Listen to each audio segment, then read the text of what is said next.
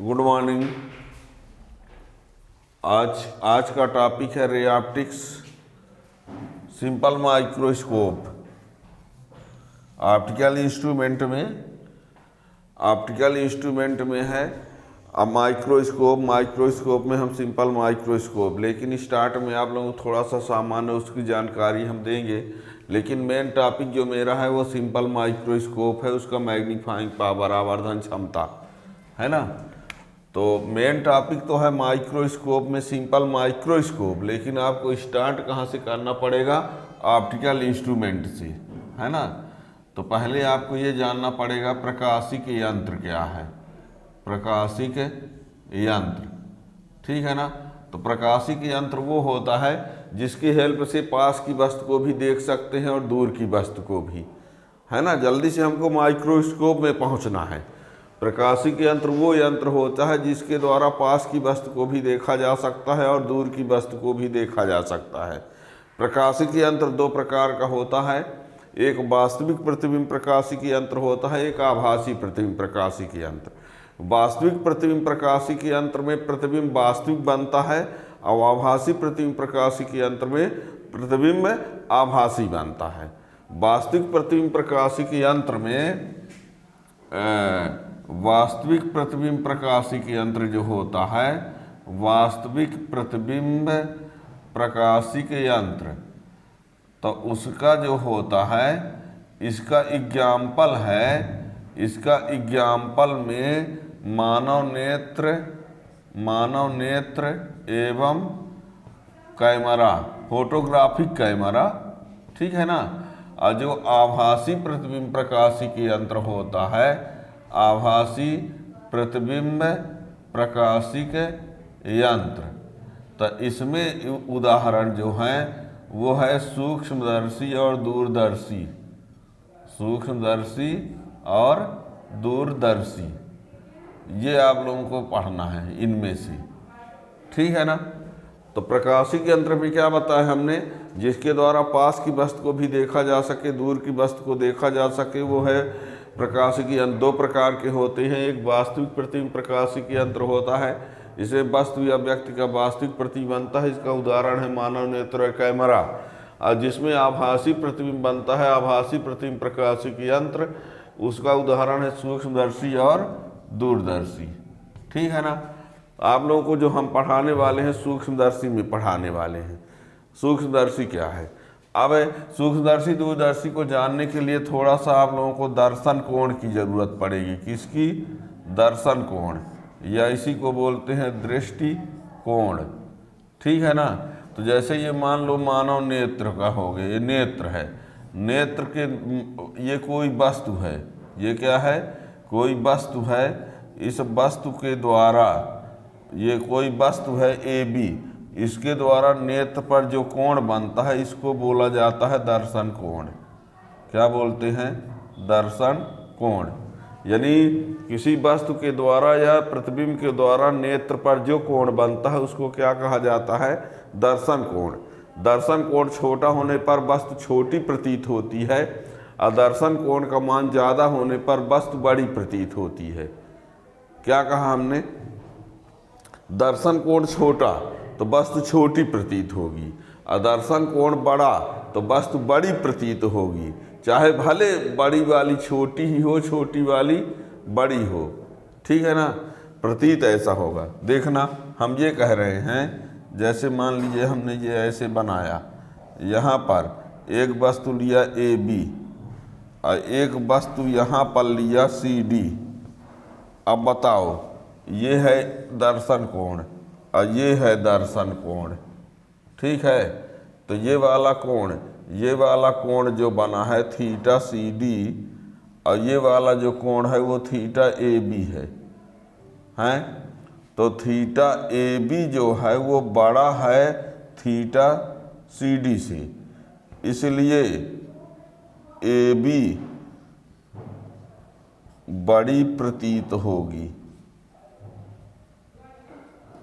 CD छोटी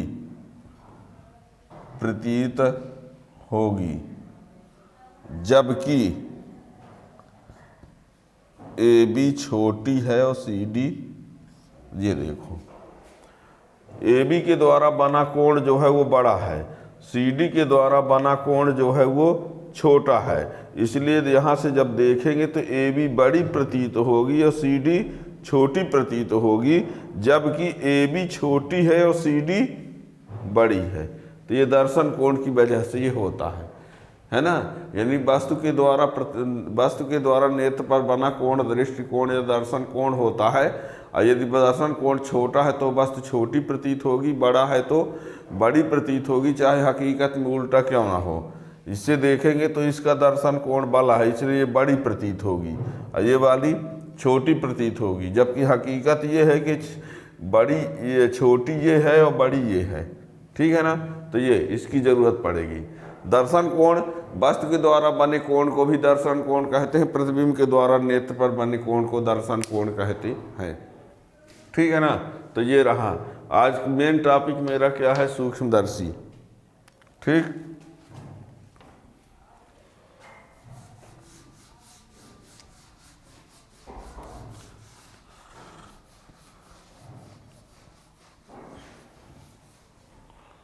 सूक्ष्मदर्शी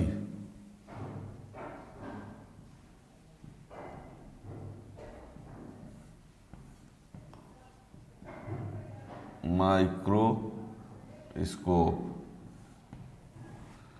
अब सूक्ष्मदर्शी क्या है?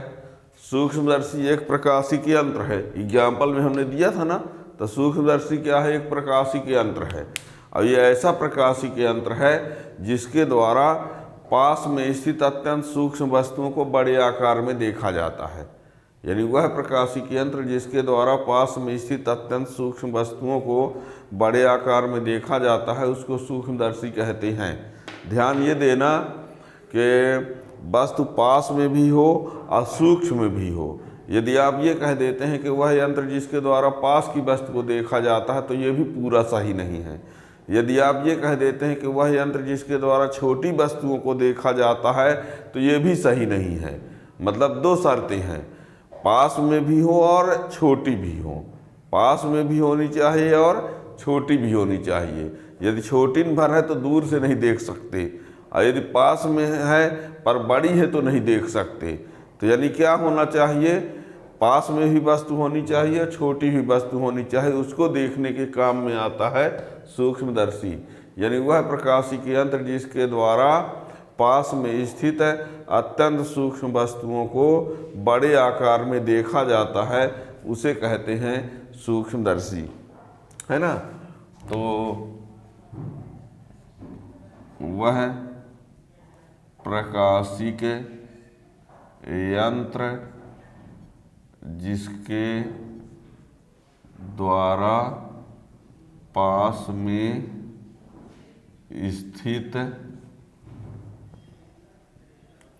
अत्यंत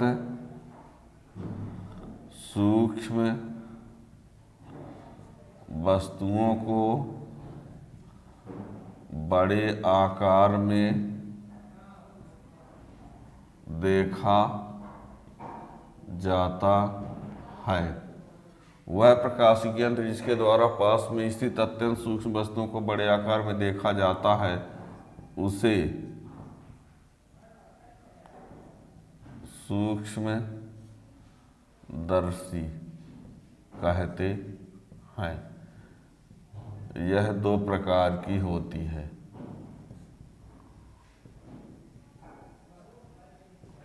नंबर 1 सरल सूक्ष्मदर्शी, और नंबर 2 है संयुक्त सूक्ष्मदर्शी। इसको यौगिक सूक्ष्मदर्शी भी कहते हैं।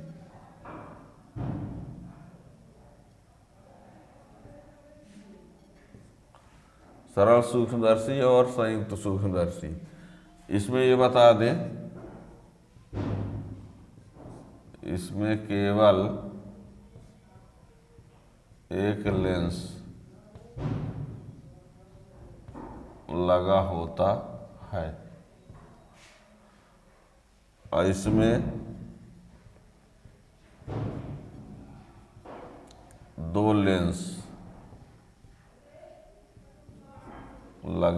होते हैं।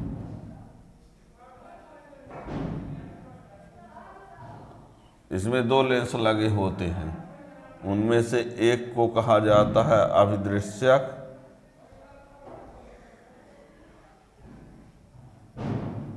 अभिदृश्यक लेंस, जो कि वस्तु की ओर होता है। अभिदृश्यक, इसमें दो लेंस लगे होते हैं, अभिदृश्यक लेंस जो कि वस्तु की ओर होता है, और दूसरा होता है नेत्रिका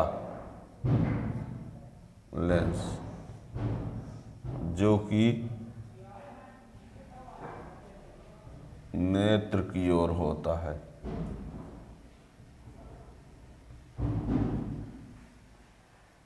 ठीक है, इसमें केवल एक लेंस लगा होता है,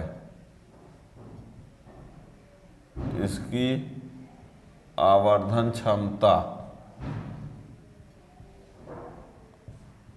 कम होती है। इसमें दो लेंस लगे होते हैं, इसकी आवर्धन क्षमता अधिक होती है।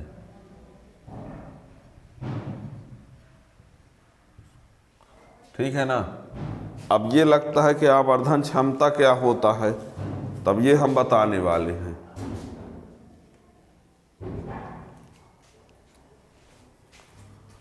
ठीक है ना। क्या कहा, वह प्रकाशिक यंत्र जिसके द्वारा पास में स्थित अत्यंत सूक्ष्म वस्तु को बड़े आकार में देखा जाता है उसे सूक्ष्मदर्शी कहते हैं।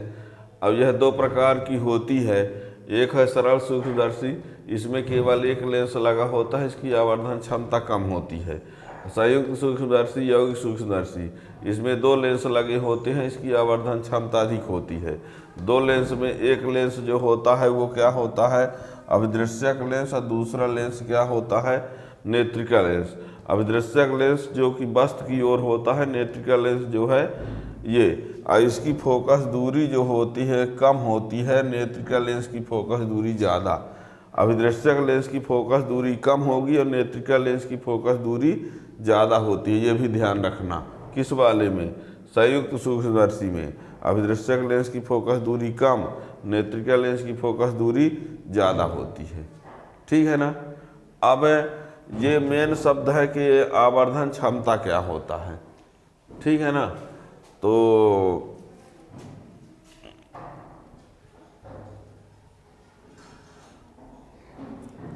सूक्ष्मदर्शी की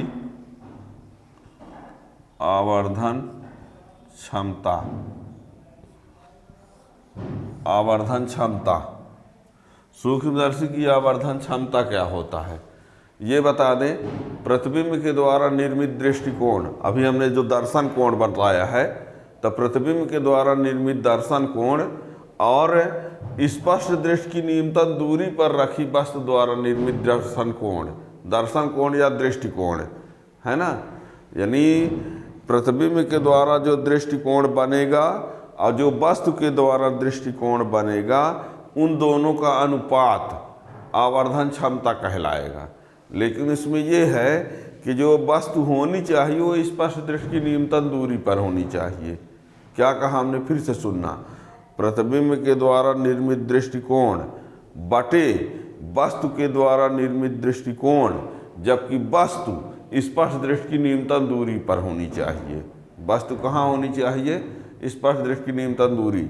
और स्पष्ट दृष्टि की न्यूनतम दूरी नेत्र के लिए 25 सेंटीमीटर होता है। स्वस्थ नेत्र के लिए स्पष्ट दृष्टि की न्यूनतम दूरी 25 सेंटीमीटर। ये आप लोग 10th में ही पढ़े, जानते रहो। स्पष्ट दृष्टि की न्यूनतम दूरी 25 सेंटीमीटर। निकट बिंदु की दूरी 25 सेंटीमीटर। निकट बिंदु स्पष्ट दृष्टि की न्यूनतम दूरी 1 है। और दूर बिंदु क्या होता है, नेत्र का जो दूर बिंदु होता है अनंत होता है। आदमी कहाँ तक देख सकता है, अधिकतम अनंत दूरी तक। सूर्य चंद्रमा देख लेते हो अनंत दूरी पर, बहुत ज़्यादा दूरी अनंत दूरी। तो यदि नेत्र का जो निकट बिंदु होता है 25 सेंटीमीटर, दूर बिंदु जो होता है वो अनंत होता है, और अनंत और 25 के बीच की दूरी को दृष्टिपरास कहते हैं। ठीक है ना। तो सूक्ष्मदर्शी की आवर्धन क्षमता, तो यहाँ लिखेंगे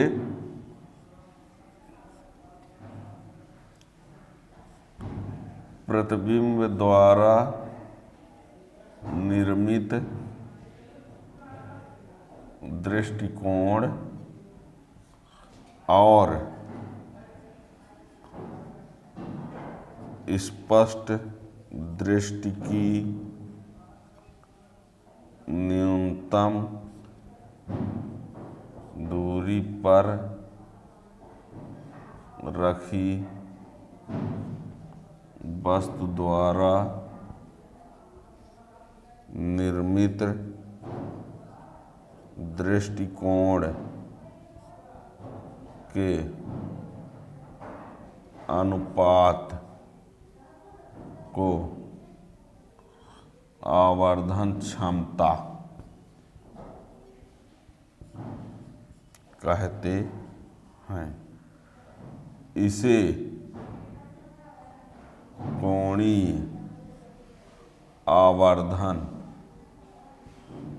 आवर्धन भी कहते हैं। इसे एम से दर्शाते हैं, अर्थात एम बराबर थीटा आई बटे थीटा ओ। थीटा आई मतलब प्रतिबिंब के द्वारा बना कोण और थीटा ओ मतलब वस्तु के द्वारा बना कोण। या हम ऐसा भी लिख सकते हैं एम बराबर बीटा बटे अल्फा। चाहे ये लिखो चाहे ये लिखो, ठीक है ना। बीटा क्या है? प्रतिबिंब के द्वारा बना कोण है। अल्फा क्या है? वस्तु के द्वारा बना कोण हम मान रहे हैं, ठीक है ना। हम बीटा को किसको कह रहे हैं? प्रतिबिंब के द्वारा बना दृष्टिकोण।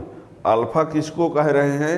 वस्तु के द्वारा बना दृष्टिकोण। लेकिन जब वस्तु कहाँ हो? स्पष्ट दृष्टि की न्यूनतम दूरी पर।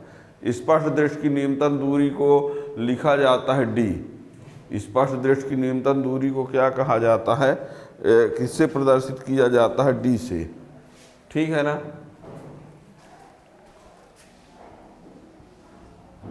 जहां अल्फा डी दूरी पर रखी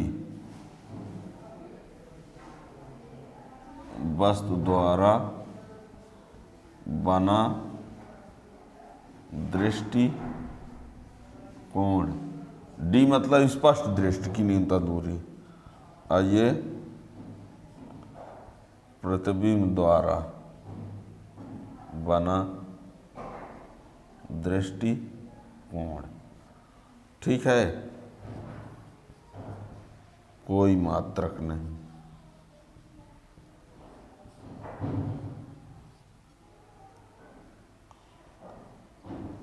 यानी यम का कोई मात्रक नहीं होता है।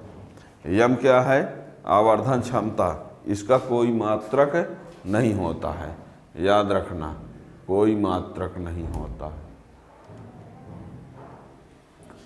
कोई मात्रक नहीं होता है, ठीक है ना। और ये ही बता दें, आवर्धन क्षमता दो स्थितियों में ज्ञात की जाती है। आवर्धन क्षमता दो स्थितियों में ज्ञात करेंगे।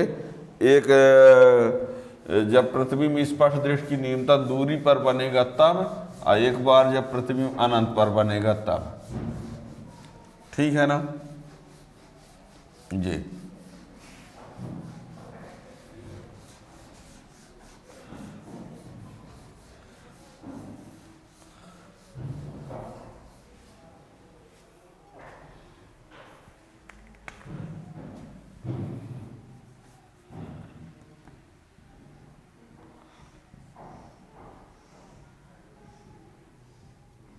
सरल सूक्ष्मदर्शी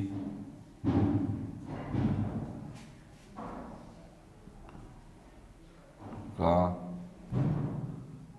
किरण आरेख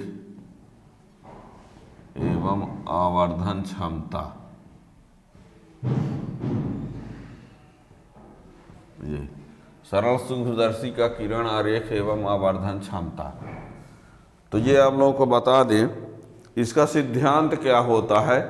सरल सूक्ष्मदर्शी का सिद्धांत ये है कि यदि किसी उत्तल लेंस के सामने कोई वस्तु फोकस और प्रकाश केंद्र के बीच रख दी जाए, यदि किसी वस्तु को फोकस और प्रकाश केंद्र के बीच में रख दिया जाए तो उसका सीधा आभासी और वस्तु से बड़ा प्रतिबिंब, सीधा आभासी और वस्तु से बड़ा प्रतिबिंब वस्तु की ओर ही बनता है। ठीक है ना। यदि कोई वस्तु को उत्तल लेंस के सामने फोकस और प्रकाश केंद्र के बीच में रख दिया जाए तो उसका सीधा आभासी और वस्तु से बड़ा प्रतिबिंब बनता है। ये इसका सिद्धांत। इसका चित्र देखिए।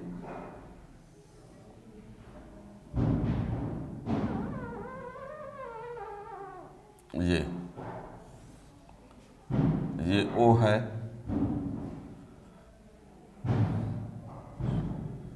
AB,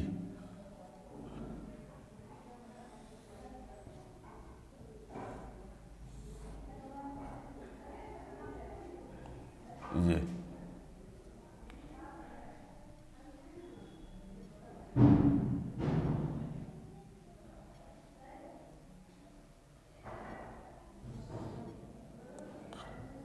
A dash B dash, ये है प्रतिबिंब।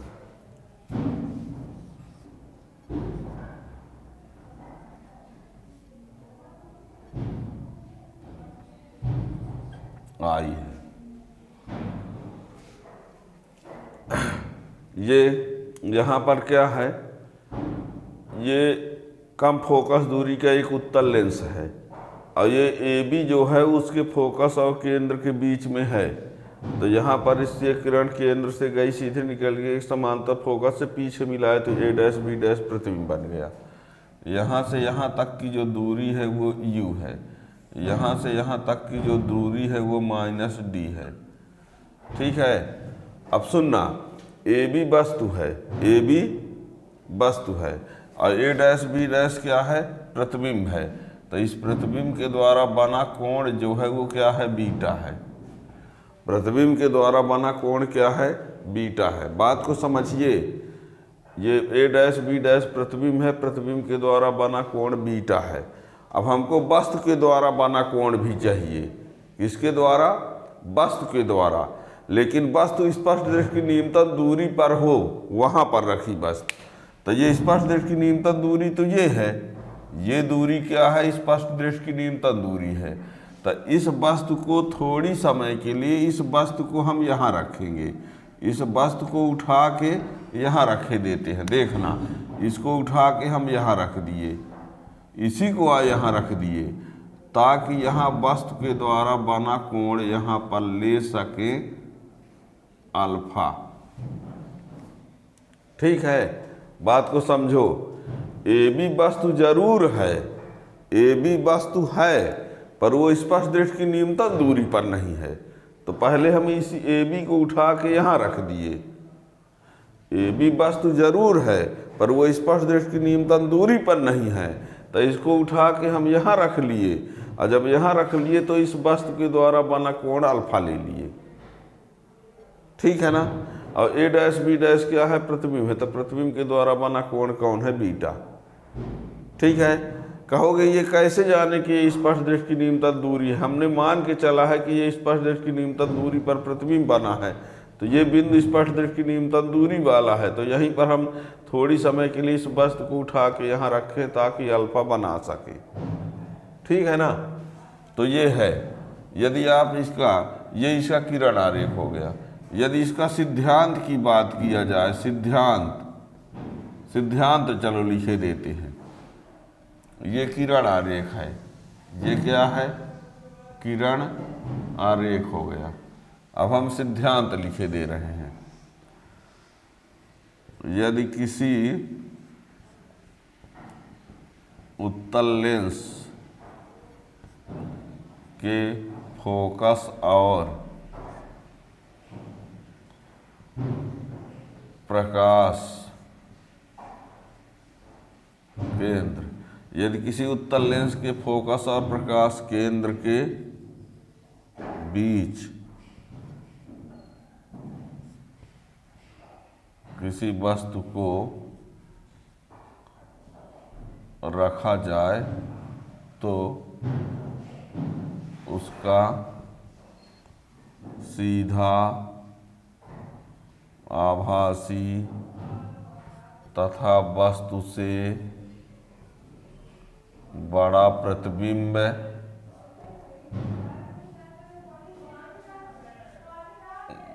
वस्तु की ओर ही बनता है। ये यदि किसी उत्तल लेंस के फोकस और प्रकाश केंद्र के बीच किसी वस्तु को रखा जाए तो उसका सीधा आभासी तथा वस्तु बड़ा प्रतिबिंब वस्तु की ओर ही बनता है। ये इसका सिद्धांत है। इसके बाद आता है आवर्धन क्षमता। आवर्धन क्षमता। आवर्धन क्षमता। आवर्धन क्षमता m बराबर होगा प्रतिबिंब द्वारा निर्मित दृष्टि कोण बटे d दूरी पर रखी वस्तु द्वारा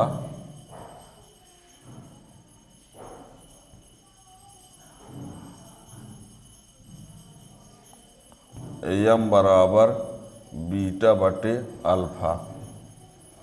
प्रतिबिंब द्वारा निर्मित दृष्टिकोण बटे d दूरी पर रखी वस्तु द्वारा निर्मित दृष्टिकोण m बराबर बीटा बटे अल्फा।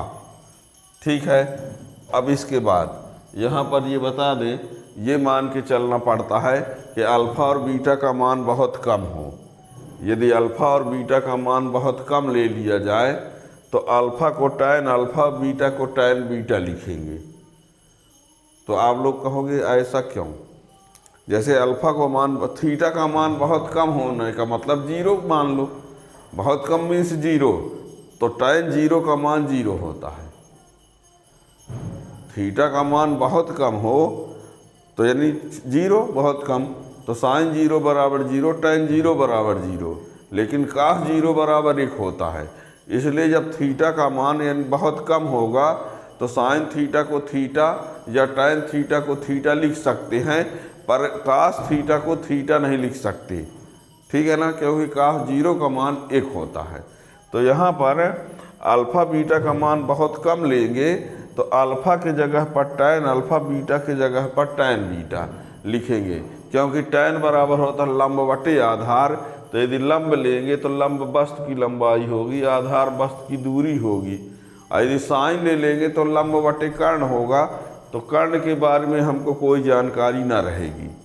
लेकिन लंब और आधार लेंगे तो लंब यानी वस्तु की लंबाई या प्रतिबिंब की लंबाई, और आधार यानी वस्तु की दूरी या प्रतिबिंब की दूरी। तो अल्फ़ा बीटा का मान बहुत कम होने पर अल्फ़ा बराबर टैन अल्फ़ा, बीटा बराबर टैन बीटा लेके चलना है। यदि अल्फ़ा और बीटा का मान अत्यंत कम है तो अल्फ़ा बराबर टैन अल्फ़ा तथा बीटा बराबर टैन बीटा समीकरण 1 में रखने पर तो रख देते हैं, तो m बराबर टैन बीटा बटे टैन अल्फ़ा, ये समीकरण 2। इसको आप समझ के चलना तो आपको संयुक्त सूक्ष्मदर्शी और खगोलीय दूरदर्शी भी समझने में आसानी रहेगी। अब बीटा किस त्रिभुज में आ रहा है? ए बी ओ में। ध्यान देना, वास्तव में ए डैश बी डैश ओ में बीटा आ रहा है, बना है, लेकिन ए बी ओ में भी तो है, तो हम ए बी ओ ही ले लेते हैं। क्यों? क्योंकि बाद में ये और ये इससे कुछ कैंसिल हो जाएंगे। तो बीटा कोण किस त्रिभुज में है? ए बी ओ में। ए बी ओ में बीटा और A double dash B dash O में अल्फ़ा। ठीक है, तो लेते हैं, लिखते हैं आगे।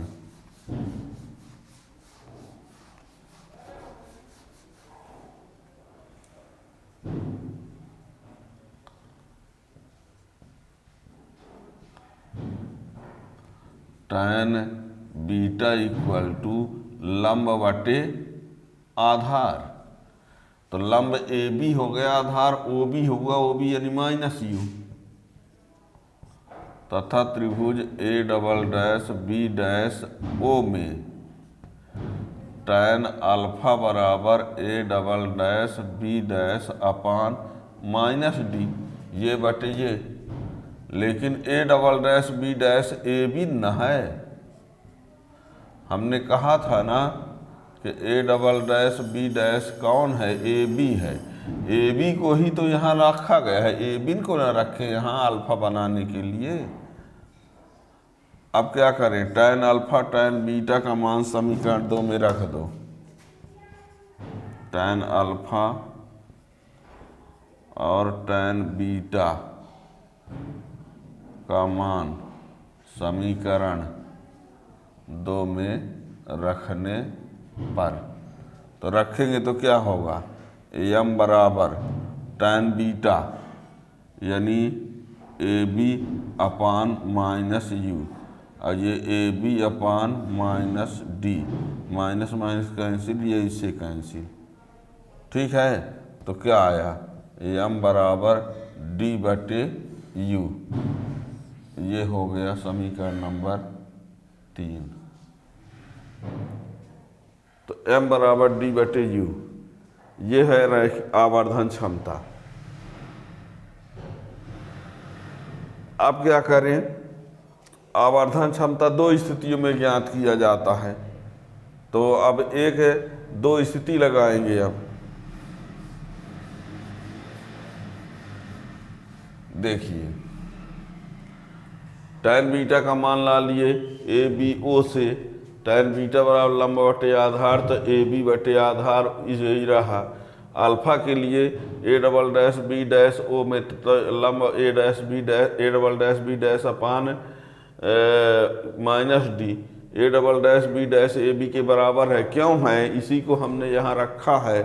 अब ये बाद में दोनों को जब रखे तो ये इससे कैंसिल हुआ, माइनस माइनस कैंसिल, डी ऊपर चला गया, डी बटे यू आया, ठीक है ना। अब आवर्धन क्षमता 2 स्थितियों में ज्ञात किया जाता है। तो विशेष परिस्थितियाँ,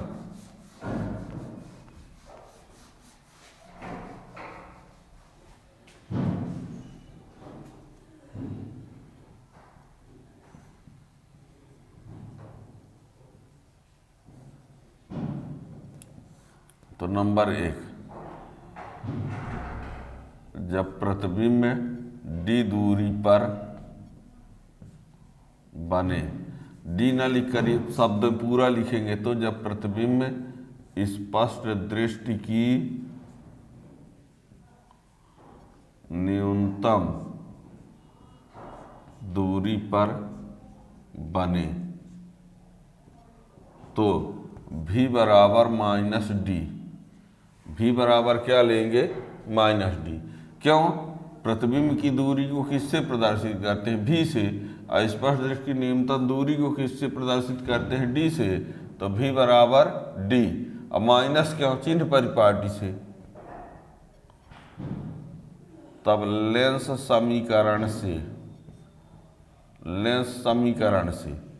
समीकरण होता है 1/f = 1/v माइनस 1/u।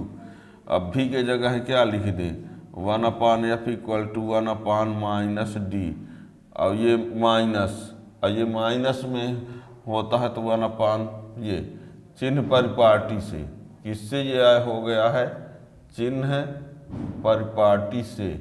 क्या लगाया गया है, चिन्ह परिपाटी।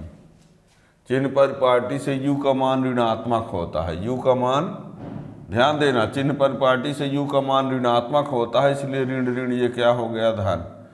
अब हम दोनों पक्षों में d का गुणा करेंगे। हम क्या लाना चाहते हैं, d बटे u का मान, तो यहाँ d लाना चाहिए, d यहाँ होगा तो यहाँ भी गुणा, यहाँ भी, दोनों पक्षों में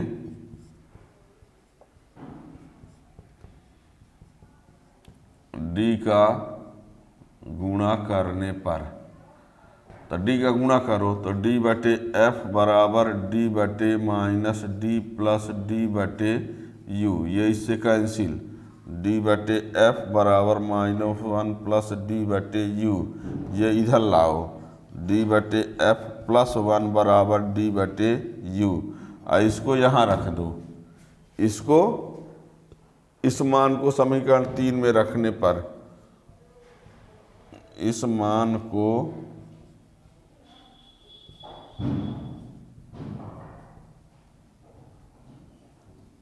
तो m बराबर क्या हो जाएगा, d/f+1।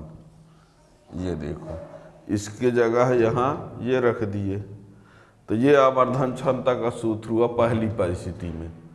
ठीक है, और दूसरी स्थिति में क्या लगाते हैं, दूसरी स्थिति जब प्रतिबिंब अनंत पर बने, अनंत पर बने। अनंत पर प्रतिबिंब कब बनता है, जब वस्तु फोकस पर होती है। जब प्रतिबिंब अनंत पर बनेगा तो वस्तु कहाँ होगी, फोकस पर। तो अनंत पर बने तो u बराबर f,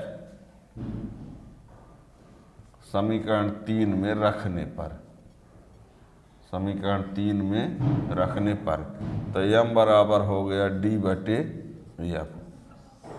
ये ठीक है ना। अब आप मोटे तौर पर ये याद रखो कि जब प्रतिबिंब स्पष्ट दृष्टि की न्यूनतम दूरी पर बनेगा तो v बराबर -d लेना ही है, और जब प्रतिबिंब अनंत पर बने तो u बराबर f लेना ही है। हम समझा रहे हैं, नहीं समझ पा रहे हो तो याद भी कर सकते हो, पर समझने में दिक्कत क्या है। प्रतिबिंब अनंत पर तब बनता है जब वस्तु फोकस पर होती है। अब स्पष्ट दृष्टि की न्यूनतम दूरी को d से प्रदर्शित करते हैं, प्रतिबिंब की दूरी को v से, तो v बराबर -d। अब चाहे याद करो चाहे समझो, दोनों बातें एक ही है। समझ में आ जाने पर भी याद ही रखना पड़ेगा। ठीक है ना। ये अब बात ये है कि सर परिस्थिति लगाना अनिवार्य है क्या, तो अच्छे से सुन लो कान खोल के कि जब आवर्धन क्षमता पूछा रहेगा, आवर्धन क्षमता, तो दोनों परिस्थिति लगाना अनिवार्य है। और कभी कभी कह देता है कि आवर्धन क्षमता जब प्रतिबिंब अनंत पर बने तो यही वाला भर, या आवर्धन क्षमता जब प्रतिबिंब स्पष्ट दृष्टि की न्यूनतम दूरी पर बने तो यही वाला भर। और यदि नहीं पूछा है तो इसका मतलब दोनों। ठीक है ना। वही परीक्षा हाल में फिर किसी टीचर से मत पूछना कि सर इसमें अब कंडीशन लगाना है कि नहीं। कोई ज़रूरी नहीं कि हर टीचर फिजिक्स से वाले हों तो आपको बताएंगे कि लगाना है कि नहीं लगाना है। वहाँ कोई कुछ नहीं बताएगा, आप लोगों को कुछ पूछने की ज़रूरत भी नहीं है। हम पहले से बता रहे हैं कि यदि आवर्धन क्षमता पूछा गया है तो दोनों परिस्थिति, और जब आवर्धन क्षमता के साथ ब्रैकेट में लिख देता है कि अनंत वाला केस लगाना है तो अनंत वाला भर लगाओगे, ये कहेगा तो ये लगाओगे, और नहीं कहा है तो दोनों लगाना है। अनिवार्य रूप से याद रखना, किसी से पूछने की ज़रूरत नहीं है। अब अधिकतम आवर्धन क्षमता के लिए शर्त क्या है। यदि ये कहा जाए कि आवर्धन क्षमता बढ़ेगी कैसे, तो f का मान कम होना चाहिए। m को बढ़ाने के लिए, m को बढ़ाने के लिए u कम होना चाहिए, u कम होना चाहिए और f कम होना चाहिए।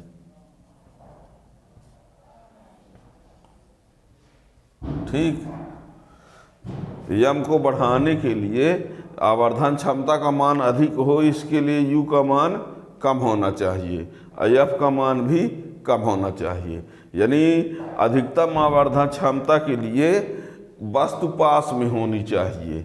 वस्तु कहाँ होनी चाहिए, पास में होनी चाहिए, और लेंस की फोकस दूरी कम होनी चाहिए। ठीक है ना। अब कहा जाए कि इसका उपयोग क्या है, उसको भी सुन लो, लिखवाएंगे नहीं हम, है ना। तो सरल सूक्ष्मदर्शी का जो उपयोग होता है प्रयोगशाला में रीडिंग लेंस के रूप में, प्रयोगशाला में रीडिंग लेंस के रूप में, रीडिंग वुडिंग देखने में, मान लो रीडिंग स्पष्ट नहीं दिखती है तो ये लेंस लगा के देख सकते हो। प्रयोगशाला में रीडिंग लेंस के रूप में इस लाइट को देखने के लिए बायोलॉजी में, प्रैक्टिकल वुटिकल में भी इसका यूज होता है। और घड़ी बनाने वाले छोटे छोटे यंत्रों को देखने में भी यूज करते हैं, है ना। और ज्योतिषी के द्वारा हाथ की रेखाओं को देखने में भी यूज करते हैं। ठीक है ना।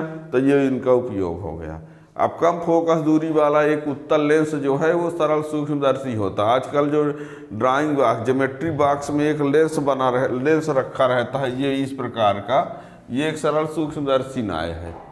ठीक है ना। तो ये सूक्ष्मदर्शी के बारे में पूरा डिटेल हो गया। ठीक है, यदि समझ में आ गया है तो चैनल को ज़रूर सब्सक्राइब कर लीजिए और दूसरे को भी शेयर कर सकते हैं जो आपके मित्र हों। उनको ये भी बता सकते हैं कि इसमें जो एग्जाम की दृष्टि से इम्पॉर्टेंट क्वेश्चन है उसका वीडियो टाइम टू टाइम आपको मिलता रहेगा। नेक्स्ट टॉपिक जो है वो सरल संयुक्त सूक्ष्मदर्शी है। Thank you.